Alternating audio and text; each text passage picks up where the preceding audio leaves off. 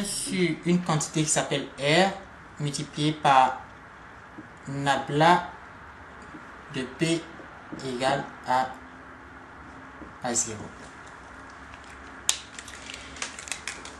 Alors, je vais appeler V champ de vitesse et puis P champ de pression. Je vais supposer que les champs V et P sont des champs du plan, sont des champs planaires. Alors, si V et P sont des champs planaires, j'aurai V qui va dépendre de deux variables X et Y. Donc, je vais noter simplement V qui est égal à Vx qui dépend évidemment des variables X et Y, I plus Vy qui dépend des variables X et Y, et puis G. Et la pression qui est égale à... Donc ça, c'est une forme, si on veut, trop condensée, trop compacte du problème. Et on cherche une forme plus intelligible, c'est-à-dire une forme, un système d'équations qui met en relief, par exemple, les coordonnées du vecteur vitesse. Et ces coordonnées, ce sont des fonctions. Je vais pas préciser les inconnues, évidemment. Les inconnues, c'est le vecteur vitesse, que je ne connais pas, et puis la pression, que je ne connais pas. Mais le vecteur vitesse, il est complètement défini par ces coordonnées, qui sont des fonctions scalaires, qui sont des champs scalaires. Donc, réellement, dans le système qui est posé, réellement, il me demande que vaut la coordonnée Vx du champ de vitesse, que vaut la coordonnée Vy, c'est-à-dire que sont ces champs scalaires là, et puis que vaut la pression. Il s'agit bien d'un système différentiel aux dérivées partielles. On va voir que c'est un système non linéaire. Bon, on sait en général que les équations de Navier-Stokes forment un système d'équations aux dérivées partielles non linéaires. Et par conséquent, ceci étant une forme simplifiée de ces équations, on peut s'attendre à ce que la non-linéarité apparaisse ici. Mais je dis encore que avec les symboles divergence, delta, disons avec cette forme compacte là, on n'arrive toujours pas à voir où se trouve la non-linéarité. Donc, prenons cette forme-là et puis trouvons, si je puis dire, la forme analytique qui correspond à ce problème, la forme analytique. Comment on peut passer de ce système-là à quelque chose qui met en relief les inconnus, le vecteur vitesse, c'est-à-dire ses coordonnées Vx, Vy, qui sont des champs scalaires à découvrir, et puis le champ de pression. Alors, je n'ai rien dit par rapport à R, je suppose que R est une constante. R est une constante, alors je ne m'occupe pas de R. C'est une constante qui intervient dans l'équation de Navier-Stokes. Voilà. Donc, essayons de trouver la forme analytique qui correspond à ce système. On ne va pas résoudre le système, évidemment, une fois qu'on a trouvé la forme analytique. On peut, je n'ai même pas précisé le domaine. Si on veut, je peux. Alors, j'ai dit que ce sont des champs scalaires. Le champ de pression est un champ scalaire planaire. Le champ de vitesse est un champ un champ vectoriel planaire. Ça veut dire que je considère que x, y appartient à un domaine plan. Et je vais appeler ce domaine plan oméga, oméga x, y. Voilà. C'est un domaine du plan. Je vais prendre chaque équation et puis essayer de la développer. La première équation me dit que la divergence du champ de vitesse est égale à 0. Div, c'est pour divergence. Alors, la divergence du champ de vitesse égale à 0, bien, si V est défini par sa coordonnée Vx, champ scalaire, puis Vy, champ scalaire, enfin, je travaille dans le plan, donc j'ai seulement deux coordonnées. La coordonnée suivant l'axe OX, c'est-à-dire suivant le vecteur directeur I, et puis la coordonnée suivant l'axe OY que j'appelle Vy. Alors la divergence de V, c'est la somme des dérivées partielles des coordonnées par rapport aux axes de coordonnées. Donc, la dérivée partielle de Vx par rapport à l'axe par rapport à la coordonnée x plus la dérivée partielle de vy par rapport à la coordonnée y. Donc, je peux appeler, disons ça 1 et puis ça 2. Donc, l'équation 1 me donne divergence de V égale à cette quantité qui est égale, qu'on me dit, est égale à 0. Et je rappelle que les fonctions Vx et Vy sont des fonctions inconnues, sont des champs scalaires inconnus. Alors, la deuxième équation paraît un peu plus compliquée. Je vais commencer par ce premier terme-là. Alors, ici, j'ai le champ de vitesse à renverser, c'est-à-dire le nabla, avec une flèche. C'est un opérateur vectoriel. Ça veut dire quoi? Ça veut dire qu'on lui donne quelque chose et il calcule la dérivée par rapport à x de ce quelque chose. Il multiplie par i. Bon, ici, on est dans le plan, donc ça va faire dériver de quelque chose par rapport à x multiplié par i plus dérivée du même quelque chose par rapport à y multiplié par j. Je suis dans le plan, donc je m'arrête ici. Alors, si je donne un champ scalaire au nabla, il me calcule un gradient. On est d'accord là-dessus. Donc si ici je mettais, donc ici je vais dire, si je mets un champ scalaire ici, alors ça c'est le gradient. Donc je vais faire d'abord V scalaire delta, trouver quelque chose qui sera un opérateur, et puis prendre le champ vectoriel V comme argument de cet opérateur. Donc ça c'est important, ça c'est l'opérateur. Et si c'était un champ scalaire, alors on dirait simplement, bon mais si c'est un champ scalaire, alors je fais delta de ça, ça me fait le gradient. Seulement j'ai un champ vectoriel et le nabla est multiplié à gauche par un champ vectoriel. Bon, c'est le même champ vectoriel, je m'en fous. Ce qui est important, c'est que j'ai multiplié par quelque chose. Donc, je fais le produit scalaire de ça par ça. J'obtiens quelque chose qui est un nouvel opérateur. Et je prends comme argument de ce nouvel opérateur le champ vectoriel V qui est entre parenthèses. V scalaire nabla. Alors, si je fais le produit de deux vecteurs, c'est un produit scalaire. Donc, ça me fait ça fois ça, plus ça fois ça. Donc, ça va me faire Vx multiplié par différentiel par rapport à x de quelque chose plus Vy multiplié par la différentielle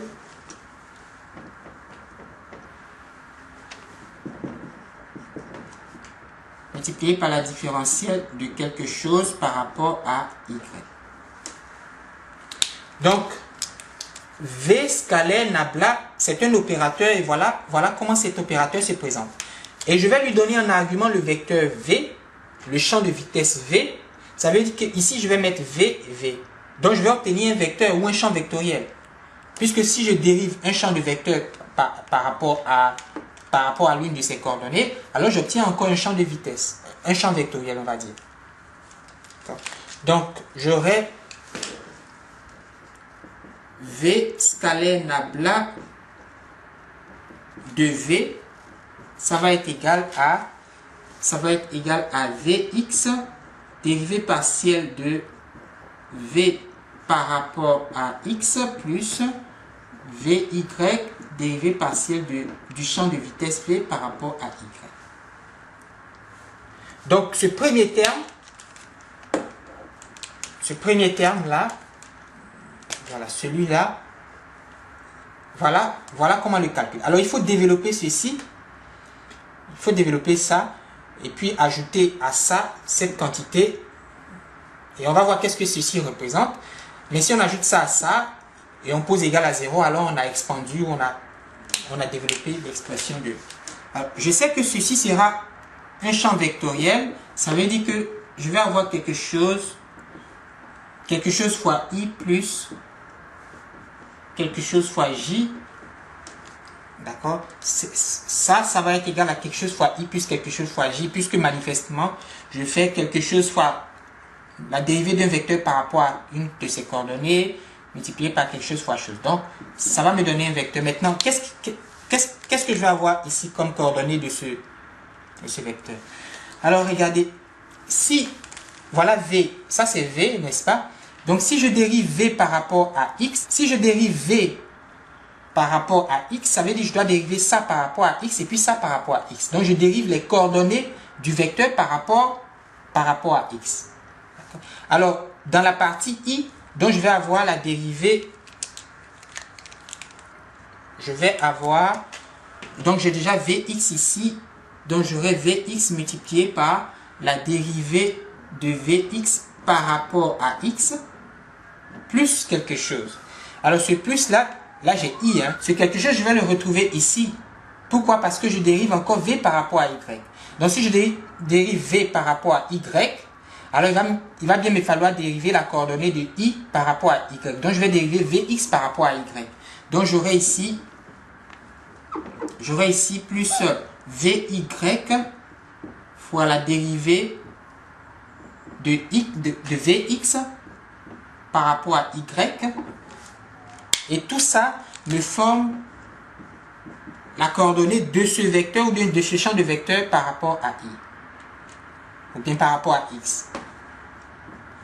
Et je fais la même chose. Je multiplie par, je dérive v par rapport à x, mais en dérivant v par rapport à i, j'ai déjà traité le cas de i, donc je suis ici. Donc dérivé de vy par rapport à x, plus vy dérivé de vy par rapport à y. Donc ça, c'est l'expansion, ou bien si on veut, c'est la forme analytique de cette forme condensée. Réellement, dans l'équation de Navier-Stokes, écrit V scalaire nabla du même champ vectoriel, ça revient à écrire cette expression. Et on voit que cette expression est un peu lourde, mais elle est plus parlante. Ça, c'est plus intelligible que ça. Seulement ça, c'est plus condensé que ça. Donc chaque fois qu'on voit ce terme ou cette expression dans une équation de Navier-Stokes, alors on sait immédiatement ce que ça veut dire. L'autre morceau de la deuxième équation, c'est ce terme-là. Alors je dis que R est une constante. Par conséquent, mon problème c'est nabla de P. P c'est la pression, c'est le champ de pression. Et donc si j'ai un champ scalaire, nabla du champ scalaire c'est le gradient. Donc ça c'est le gradient de la pression. D'accord? Ça c'est le gradient. On aurait pu me dire, comme on a dit ici, divergence. Vous savez que la divergence de V, c'est aussi égal en notation symbolique. C'est-à-dire, au lieu d'écrire divergence de V, on aurait pu écrire nabla scalaire V. Nabla scalaire V. Donc, la première équation aurait pu s'écrire nabla scalaire V égale à 0. Mais on m'a dit divergence de V égale à 0. Et si on m'avait dit nabla scalaire V, j'aurais tout de suite su qu'il s'agit de la divergence du champ de vitesse ou bien du champ vectoriel V. D'accord? Ici, on ne m'a pas dit c'est le gradient, on m'a dit simplement nabla du champ scalaire P. Et je sais qu'il s'agit du gradient. Ça, c'est le gradient de pression. C'est le gradient du champ scalaire. Une fois que j'ai dit que ce terme représente le gradient, il me faut maintenant préciser quelle est la forme analytique de cette expression. 1 sur R multiplié par ça. Alors le gradient d'un champ de pression, c'est un champ vectoriel. C'est un champ de gradient. C'est 1 sur R.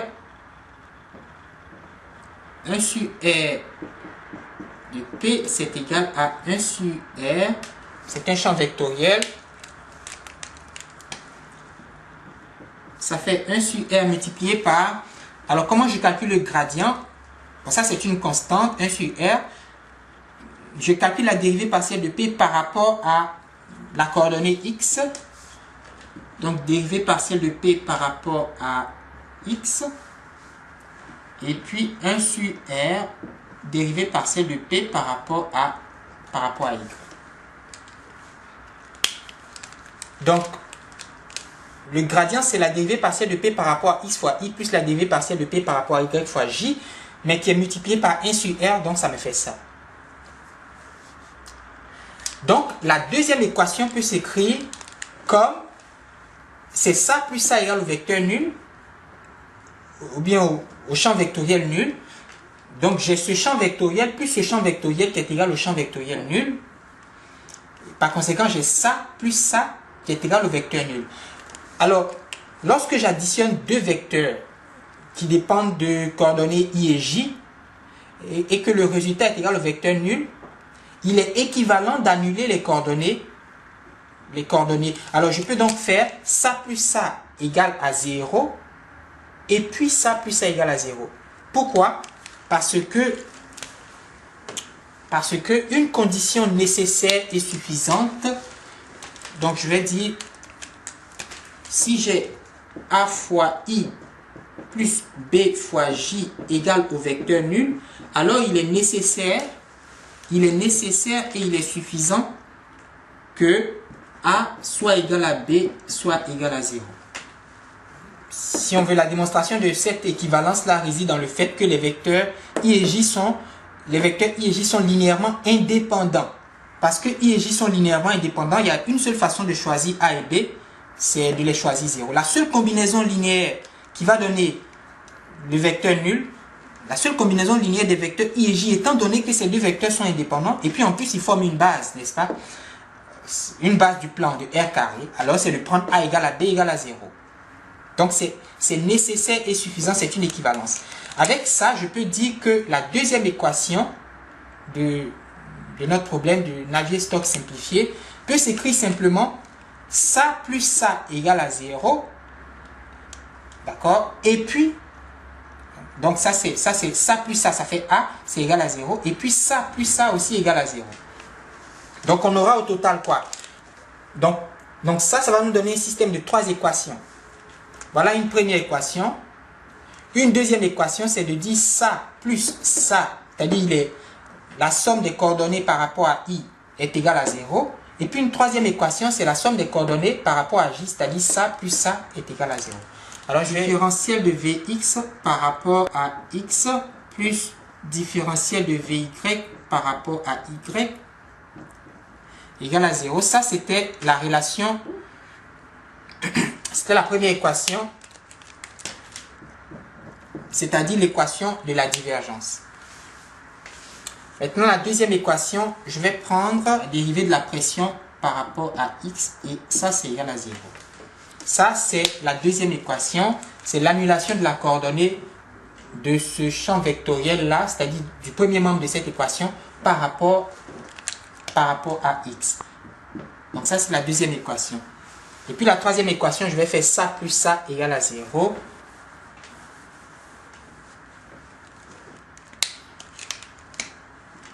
Donc j'ai Vx différentiel de Vy par rapport à x plus Vy différentiel de Vy par rapport à y plus 1 sur R différentiel de P par rapport à y égale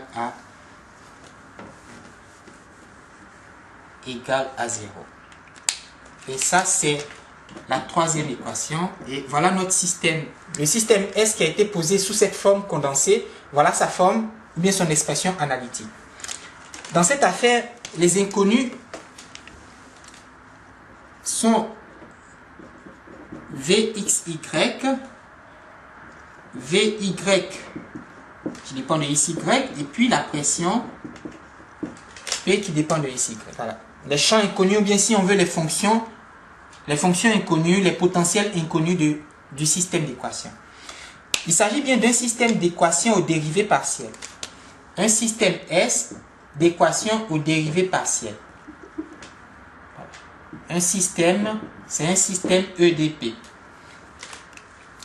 Est-ce que c'est un système linéaire? On a dit que la forme générale, on savait en théorie que la forme générale des équations de Navier-Stokes était une équation, en fait un système d'équations non linéaire, différentiel non linéaire. On a pris cette forme simplifiée, on a traduit analytiquement le système, ce qui nous a donné 3 équations, et on veut savoir si on a toujours affaire à un système d'équations non linéaire. La première équation est manifestement linéaire. La première équation est linéaire parce que parce que la première équation me dit, regardez, l'inconnu, voilà les inconnus, hein, il y a 3 inconnus, Vx, Vy et puis P. Alors, la dérivation est un opérateur linéaire. Donc, ici, les coefficients, j'ai simplement 1 plus une fois la dérivée de V par rapport à Vx par rapport à x, plus une fois la dérivée de Vy par rapport à y égale à 0. Donc, ça, c'est linéaire. Donc, ça, c'est linéaire. Linéaire par rapport au champ inconnu, par rapport à ça, ça et ça. Voilà. Linéaire par rapport à Vx, Vy et puis P. C'est comme ça que j'entends la linéarité. La deuxième équation, alors je regarde les coefficients. Bon, si vous voulez d'abord, j'ai des dérivées partielles. Et là, il n'y a pas de problème puisque la dérivation est un opérateur linéaire. Donc, s'il n'y avait pas de coefficient, je dirais que la deuxième équation est linéaire par rapport à Vx, Vy, Vx, par rapport à Vx et à P. Donc, par rapport à Vx, parce que ça, c'est Vx, Vx et puis P. Mais attention, les coefficients sont Vx, Vy. Bon. 1 sur R, c'est une constante. 1 sur R, c'est une constante par rapport à Vx, Vy et puis P. Donc, lui, il n'y a pas de problème. Mais Vx et Vy sont des fonctions de Vx et puis de Vy. Et par conséquent, je suis obligé de conclure que la deuxième équation est non linéaire. Elle est non linéaire parce que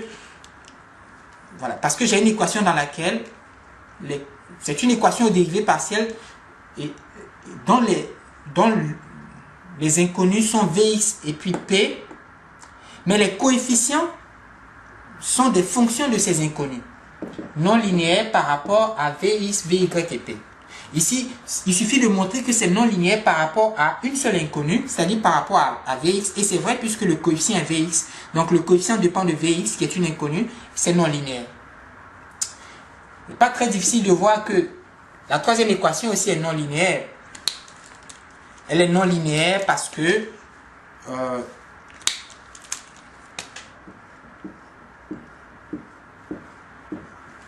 alors qu'ici j'ai une constante. Ici, j'ai une inconnue Vy et ici, le coefficient est une fonction de l'inconnu. Donc, j'ai encore ici une équation non linéaire. Le système des équations aux dérivées partielles qui correspond à ce problème-là comporte une équation linéaire et 2 équations non linéaires. On peut conclure qu'il s'agit d'un système différentiel non linéaire. Voilà, un système aux dérivées partielles non linéaire parce qu'il y a au moins une équation non linéaire. Au moins une équation non linéaire. Donc, vous voyez, on savait que le système des équations de Navier-Stokes est un système différentiel non linéaire. En général, on a simplifié cette équation-là. Il y a un paquet de termes qu'on a enlevé. On se retrouve avec un système relativement simple, 3 équations, et pourtant la non-linéarité n'a pas disparu. La non-linéarité. Si on devait résoudre ce problème, alors il faudrait préciser un certain nombre de contraintes liées aux conditions initiales et aux conditions au bord du domaine d'intégration de l'équation, du système d'équation. Je suppose que U est la mesure d'un phénomène. Un phénomène, peut-être la température, peut-être la pression, peut-être l'altitude, peut-être la densité, mais un champ scalaire, donc mesure d'un phénomène. Alors je vais écrire l'équation suivante. Delta de U par rapport à T, ça c'est le delta minuscule, ça c'est le delta minuscule et puis ça c'est le delta majuscule. Delta de U plus, je vais dire f de x, y, z. F étant une fonction second membre, je n'ai pas besoin de préciser quoi que ce soit par rapport à f. Donc je vais dire, quand ça c'est delta minuscule, et puis ça c'est delta, ma équation de la chaleur. Je devrais peut-être mettre un coefficient ici, un coefficient, une constante, pour que ce soit une équation générale. Disons, je vais appeler cette constante ρ. Donc en chaque point de l'espace x, y, z, et puis à chaque instant, le phénomène U prend une certaine valeur. Et cette valeur-là, la valeur U est décrite par cette équation aux dérivées partielles qui s'appelle, bien qu'on appelle équation de la chaleur. Il y a dans cette équation un symbole qui s'appelle delta. Pour interpréter cette équation, bien pour lui donner du sens, pour la comprendre, pour comprendre cette équation, il faut commencer par comprendre le delta. D'accord? Alors on a défini delta à partir du nabla. Vous savez, quand on a introduit le nabla qui, je le rappelle, est un opérateur différentiel.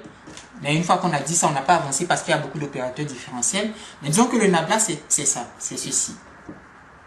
Alors je travaille en 3 dimensions. 3 dimensions par rapport aux positions de l'espace. Donc il y a 3 coordonnées, il y a x, y, z. Donc je vais m'arrêter à ceci. Donc ça c'est notre nabla. Comment à partir de ceci on a pu définir delta? Eh bien on a dit simplement que nabla, scalaire nabla,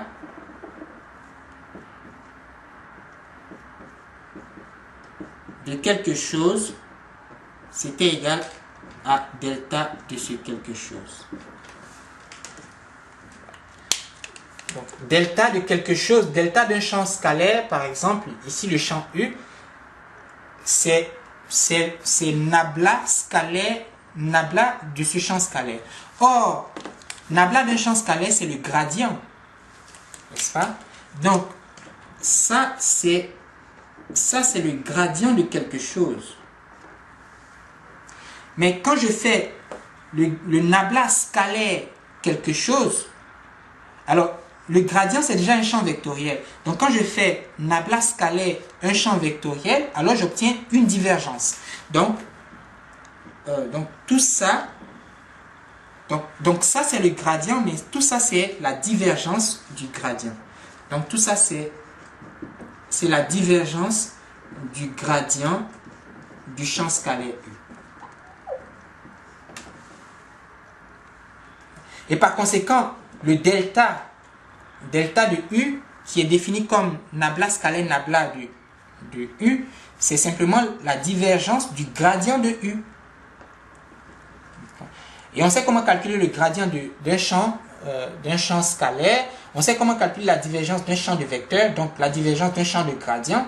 Par conséquent, il est facile de calculer. Et puis de toute façon, divergence du gradient du champ scalaire U, on l'a noté aussi delta carré, c'est-à-dire delta scalaire delta, c'est noté aussi delta carré, et on l'a appelé le Laplacien. On l'a appelé le Laplacien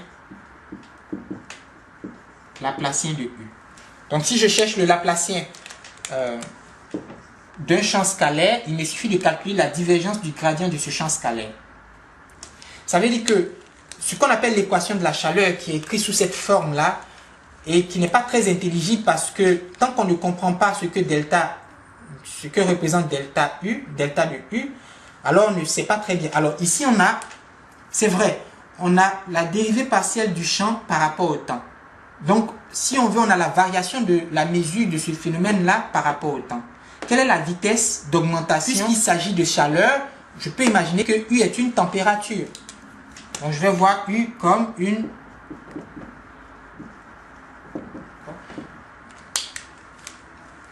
en un point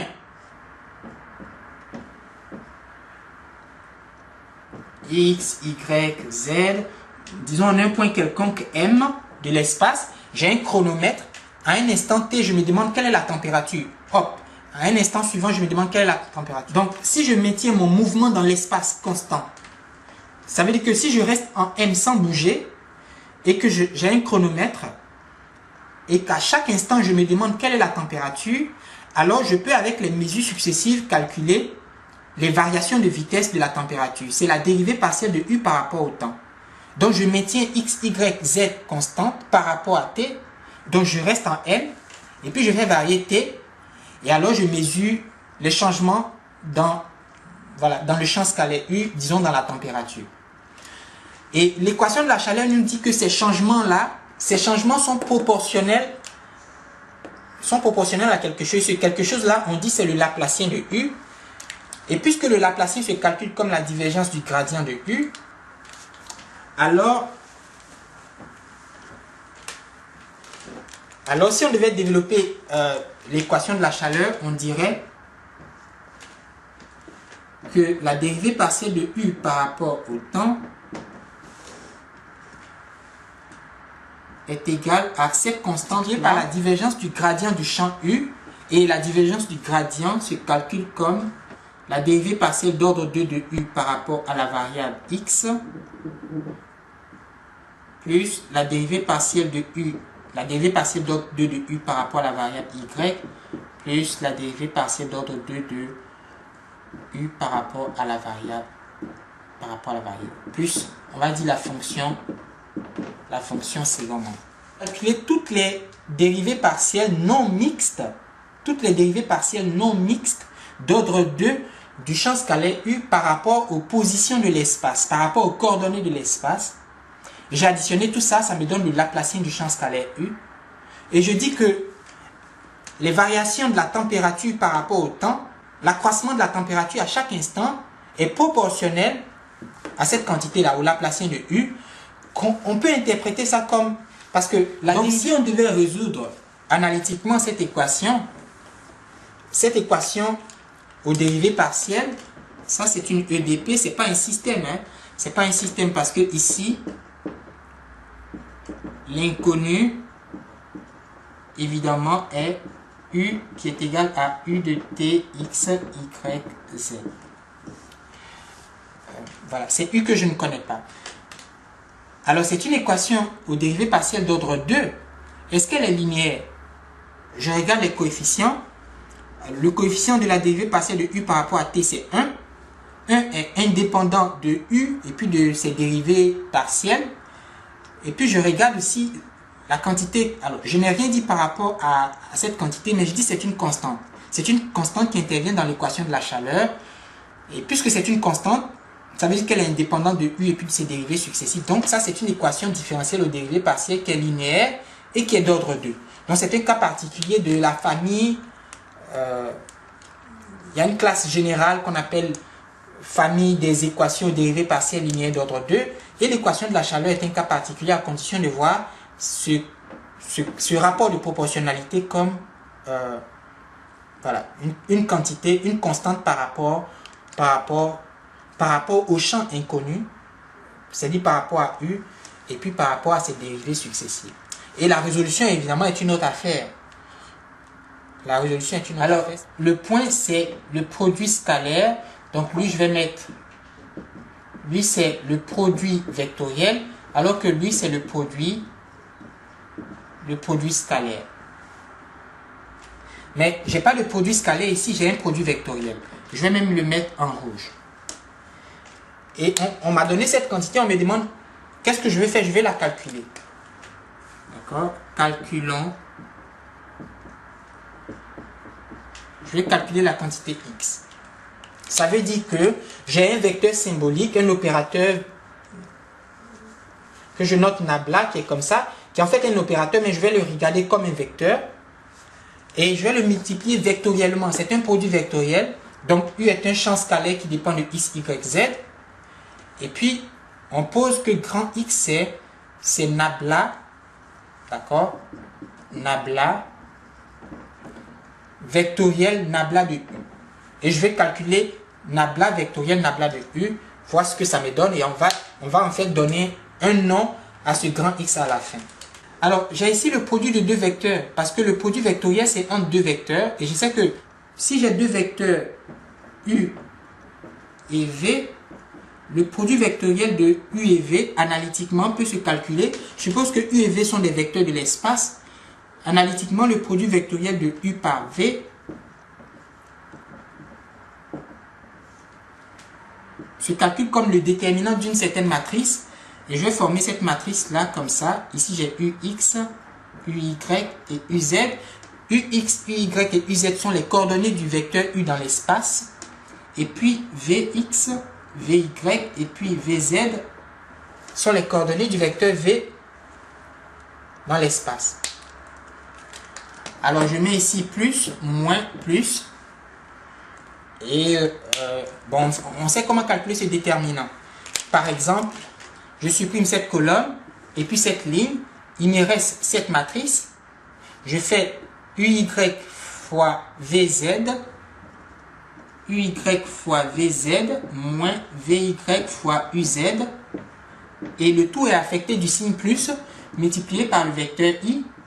Mais j'ai un moins ici, donc je mets moins quelque chose qui sera multiplié par le vecteur J. Et c'est quelque chose, comment est-ce que je vais l'obtenir? Je vais enlever la colonne qui passe par le vecteur J et puis la ligne qui passe par le vecteur J.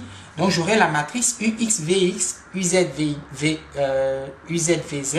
Donc ça va me faire UX fois VZ moins VX fois UZ plus. Alors ici j'ai un plus, donc ça va faire plus multiplié par le vecteur K, mais le coefficient ça sera, j'enlève ça, donc ça sera le déterminant de ça. Il n'y a pas de problème. Donc ça c'est un rappel. Comment calculer le produit vectoriel de deux vecteurs U et V qui sont définis par leurs coordonnées dans l'espace? Eh bien il suffit de calculer le déterminant de cette matrice comme je l'ai fait. Par conséquent, si on veut calculer le produit de ces deux vecteurs qui ne sont pas réellement des vecteurs, mais qu'on va regarder comme des vecteurs, lui c'est un vecteur assurément, puisque c'est un opérateur qui est appliqué à un champ scalaire, donc ça va me donner réellement un vecteur, mais lui c'est pas un vecteur. Je remplace les points de suspension par U, donc ça me fait différentiel de U par rapport à X, I, différentiel de U par rapport à Y, J, et puis différentiel de U par rapport à Z. Donc j'ai formé mes deux vecteurs. Je peux maintenant calculer X, I, J, K. Alors je fais nabla vectoriel, nabla de U. Ça c'est nabla de U. Donc je vais mettre ici les opérateurs nabla. Je vais voir ça comme étant des coefficients des quantités des nombres. Et puis ici, j'ai effectivement des quantités. C'est pas des opérateurs, c'est vraiment des quantités. La coordonnée de ce vecteur par rapport à I, c'est différentiel de U par rapport à X. Donc c'est différentiel de U par rapport à X. La coordonnée de ce vecteur de nabla de U par rapport à J, c'est différentiel de U par rapport à Y. Et puis différentiel de U par rapport à Z. Donc pour calculer X par rapport à I, c'est-à-dire j'enlève cette colonne et puis cette ligne, donc il me reste cette matrice et je veux le déterminant de cette matrice. Alors c'est un déterminant qui est un peu mal foutu puisqu'on ne fait pas de multiplication, mais je devrais faire ça fois ça moins ça fois ça. Mais ce ne sont pas de vraies multiplications. Je devrais faire ça fois ça. Je devrais faire ça fois ça moins ça fois ça. Mais ça, c'est un opérateur. Donc, ce n'est pas une vraie multiplication. Ça veut dire que je vais appliquer à cet opérateur, je vais appliquer cette fonction. Donc, je vais calculer la dérivée partielle de la dérivée partielle de U par rapport à Z. Je vais la calculer par rapport à Y. Donc, ça va me faire... Je vais obtenir... Si je dérive ceci par rapport à Y, ça va me faire une dérivée d'ordre 2 qui est mixte. Ça va me faire U seconde de Z, Y. D'accord? Parce que j'ai U' de Z. J'ai U' de Z. Ça, c'est dérivé de U par rapport à Z, c'est U' de Z.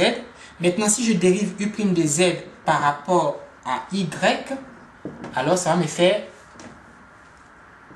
U'', donc U seconde de Z, Y. Et puis je fais moins. Et puis j'ai U' de Y. U' de Y. Et que je dérive par rapport à Z. Donc ça me fait U' de Y, Z. Comme ça. La coordonnée de ce vecteur. Alors c'est un vecteur. Hein. Je constate que c'est un vecteur. Donc je mets une flèche. La coordonnée de ce vecteur par rapport à J, donc je calcule, alors j'ai plus, j'ai moins, j'ai plus, j'ai moins, j'ai plus, donc ici je vais avoir moins, Donc j'enlève cette colonne et puis cette ligne. Donc il va me falloir dériver U de Z, U' de Z par rapport à X. Donc ça va me faire U seconde de ZX moins, là je vais dériver U' de X par rapport à Z. Donc ça va me faire U seconde XZ. Et puis enfin, j'enlève ceci et puis ceci. Donc ça va me faire... Étant donné un champ scalaire U, le vecteur grand X qui est défini par nabla vectoriel nabla de U, voilà, ce vecteur est donné par ce déterminant. Et quand on calcule le déterminant, évidemment, on trouve ça fois I plus ça fois J plus ça. Alors, qu'est-ce qu'on constate?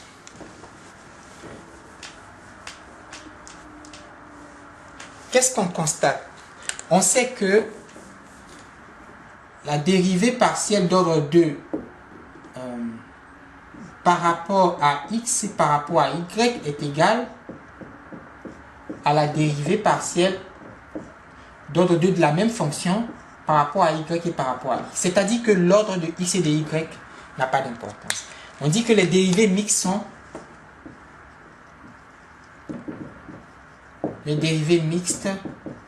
sont égales. Donc, si c'est vrai que les dérivées mixtes sont égales, c'est-à-dire si dériver une fonction par rapport à X et puis ensuite par rapport à Y, c'est exactement la même chose que de dériver la même fonction par rapport à Y d'abord et puis ensuite par rapport à X. Et par conséquent, l'ordre de dérivation n'a pas de sens. Alors, on est obligé de constater que ça moins ça égale à 0 puisque ça, c'est égal à ça. Donc, ça moins ça égale à 0. L'ordre n'a pas d'importance. Ça moins ça égale à 0. Ça moins ça égale à 0. Donc, le vecteur X est égal au vecteur nul. Parce que ça, c'est 0. Ça, c'est 0. Et puis ça, c'est 0. Donc, 0 fois I plus 0 fois J plus 0 fois K, c'est très exactement ce qu'on appelle le vecteur nul. Donc, je viens de montrer que, quel que soit le champ scalaire U qu'on se donne, le vecteur qui est égal au nabla vectoriel nabla du champ scalaire U, ce vecteur est toujours égal au vecteur nul. Or, on a vu que le nabla d'un champ scalaire U, c'est le gradient du champ scalaire U. Ce qu'on appelle le gradient d'un champ scalaire, là, c'est l'opérateur nabla appliqué à ce champ. Donc, X est égal à nabla vectoriel, un champ qui s'appelle F, mais qui est un champ de gradient. Nabla vectoriel F, on l'a appelé le rotationnel de F. Donc, si je note F nabla de U, alors grand X, c'est le rotationnel de F. Mais F, c'est le gradient de U. N'est-ce pas? Parce que ça, c'est le gradient de U. Ça, c'est le gradient. Donc, j'ai nabla vectoriel quelque chose qui est un gradient. Et par conséquent, grand X, c'est le rotationnel de ce quelque chose, c'est-à-dire le rotationnel de ce gradient. Donc, réellement, ce qu'on vient de démontrer, c'est que le rotationnel du gradient d'un champ scalaire est toujours égal à 0, quel que soit ce champ. Le rotationnel du gradient d'un champ scalaire U est toujours égal à 0. Donc, propriété vraie, quel que soit le champ U. Donc on peut dire que le rotationnel d'un champ de gradient est toujours égal à 0. On peut dire que le rotationnel du gradient d'un champ scalaire est toujours égal à 0. On peut dire que le rotationnel... Donc si on me dit que grand F est un champ de gradient, grand F est un champ de gradient, alors j'en déduis immédiatement que le rotationnel de ce champ vectoriel est égal, alors c'est égal au vecteur nul, hein, parce que le rotationnel est un champ vectoriel. Donc si j'ai un champ de gradient de l'espace à 3 dimensions, alors le rotationnel est un champ vectoriel qui est nul, c'est le champ vectoriel.